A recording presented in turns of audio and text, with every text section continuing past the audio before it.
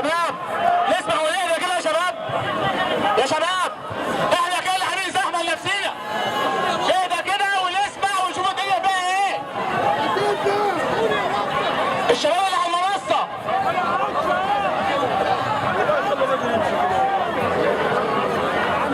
الجديده هنسمع كلمه الدكتور توفيق.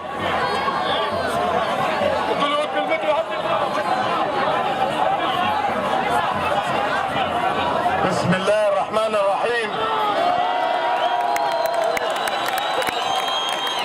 بسم الله الرحمن الرحيم. ربنا افتح بيننا وبين قومنا بالحق وأنت خير الفاتحين. يا بني قومي من أبناء شعب أعظم مدينة مصرية منذ أن